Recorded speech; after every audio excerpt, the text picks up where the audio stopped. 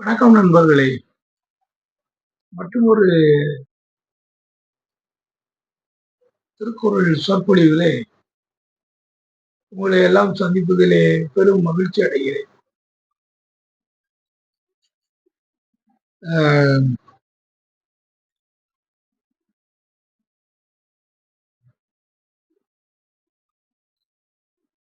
நாம 5 குறள்கள் பார்த்தோம்.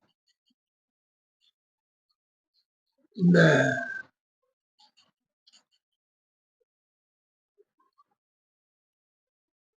ஈவனை அச்சம் அப்படிங்கிறது. இப்போ 6வது குறள் என்ன சொல்லுதுன்னா,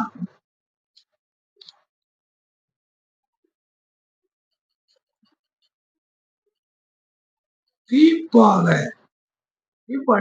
தீப்பாலங்கிறது தீயவைகள். தீப்பால தான் பிறர்கண் செய்யற்க.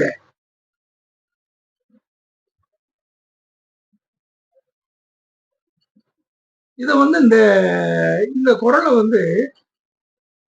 அப்படி வேற ஒரு ரூட்ல அப்படி கொண்டு போறாங்க. அந்த தீயவை தீய பயத்தலால் அப்படின்னு அந்த அந்த அடுக்கடுக்காக வந்த இத இந்த இத வேற ஒரு வரிசையில இத கொண்டு வர தீப்பால தான் பிறர்கண் செய்யற்க அப்படின்னு அதை சொல்லிட்டு அதுக்கப்புறம் அதை எப்படி சொல்றாருன்னா, நோய்பால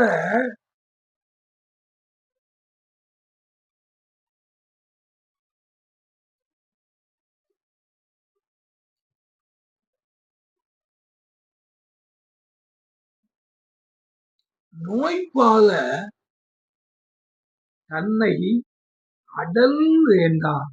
இது வேற ஒரு ரூட்.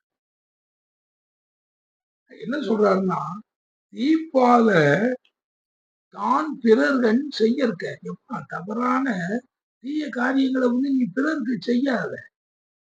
எதற்குன்னா அது நோய்பால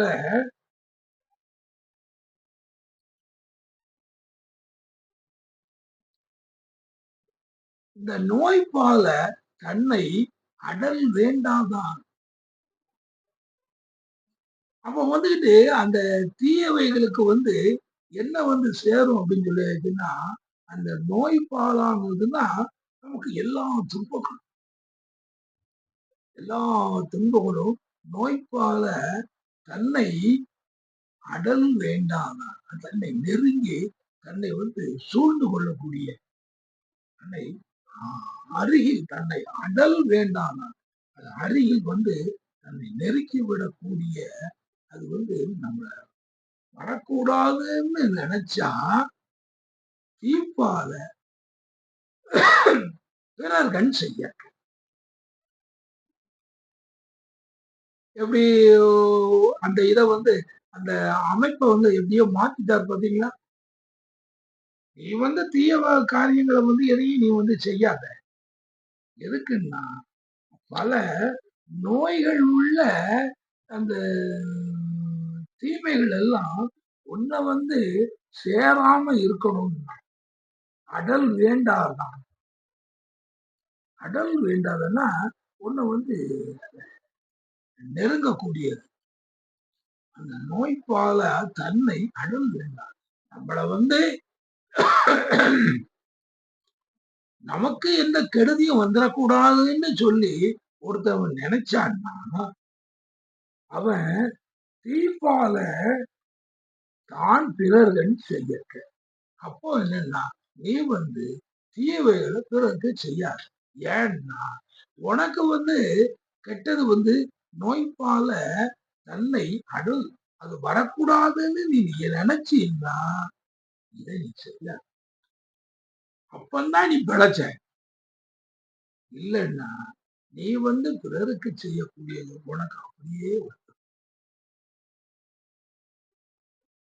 எப்படி திருவள்ளுவர் நம்முடைய சிந்தனையை எப்படி தூண்டுறாரு பாருங்க. நமக்கு எப்படி எப்படிலாம் அந்த வழியை காமிக்கிறார் பாருங்க. நேரடியா தீயவைகளை பற்றி சொல்றவரு இப்போ வந்து நீ வந்து நோய்ப்பால அது உனக்கு வரக்கூடாதுன்னு நீ நினைச்சீன்னா, நீ வந்து அந்த தீப்பால பிறர்கள் செய்யறது. அதுதான் வந்து முக்கியம். இதுக்கு முன்னால சொன்னது எல்லாம் இதே தான். இதுல வந்து அவர் வந்து நமக்கு வந்து சிந்தனைய கொஞ்சம் மாத்தி யோசிக்க சொல்றாரு. மாத்தி யோசி. ஏன்னா, ஒரே வழியில போய்க்கிட்டு இருக்கும்போது, நாம வந்து ஒரே இத வந்து அப்படியே போய்க்கிட்டே இருக்கும்போது, சில நேரத்துக்கு வந்து அ எல்லாத்தையும் அதால மறந்துட்டு போயிரும். அப்போ வந்து ஒரு மாற்று வழியில வந்து யோசிச்சு பார்த்து, அத வந்து மாற்றி யோசி அப்படின்னு வந்து அவங்க சொல்றாங்கல்ல. அந்த உலகம் கண்டுபிடிச்ச விஷயங்கள்ல அது ஒண்ணு. மாற்றி யோசி. ஒரு எல்லாமே ஒரு 100 வருஷத்துக்குள்ள அந்த மாற்றி யோசிக்கிறதெல்லாம் இப்பதான் வந்து அ நான்லாம் வந்து காலேஜ் படிக்கக்கூடிய அந்த டைம்கள்ல கூட, அந்த மாற்றி யோசிக்கிற அந்த கான்செப்ட் அது வந்துச்சாங்கிறது எனக்கு ஞாபகம் இல்ல. வரலைங்கிற மாரி தான் எனக்கு தெரியும். அதுக்கப்புறம் வந்து நம்ம வந்து வாழ்க்கையில என்டர் பண்ணி நாம வந்து படிச்சு, வேலை பார்த்து, சம்பாத்தியம் பண்ணி, அப்படிலாம் பண்ணும்போது தான், இந்த ஒன் ஃபைன் மார்னிங் வந்து திடீர்னு வந்து அத மாற்றி யோசி அப்படிங்கிற அந்த கான்செப்ட் வருது. அ அந்த ஒரு காலேஜ் டேஸ்ல வந்து அப்ப வந்து அ ஜென்டில் மேன் அப்படின்னு சொல்லிட்டு ஒரு மேகசின், மந்த்லி மேகசின். அது வந்து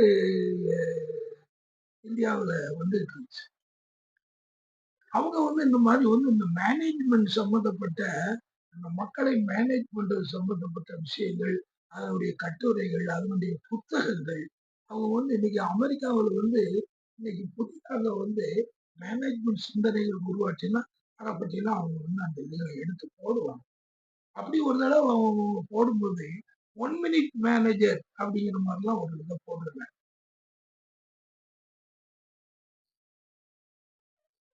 அப்படி அதே மாரி தான் அந்த கான்செப்ட் மாரி தான் இந்த மாற்றி யோசிக்கிற கான்செப்ட்.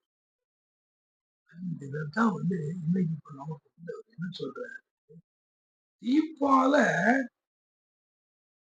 தான் பிறர்கண் செய்ய. வா அத அப்படி செய்யாத. நோய்ப்பால தன்னை அடல் வேண்டாம்." அந்த நோய் வந்து, அந்த தீங்கு வந்து நம்மள வந்து சேர்ந்துறக்கூடாதுன்னு நினைக்கிறாங்க. அதை செய்ய. எப்படி வந்து இந்த விஷயங்கள வந்து சொல்லி பார்ப்போம். இன்னும் வந்து மற்ற குறள்கள்லாம் என்ன சொல்றாருன்னு பார்ப்போம். அதுவரை உங்களிடம் வந்து விடைபெற்றுக் கொள்கிறேன். நன்றி, வணக்கம்.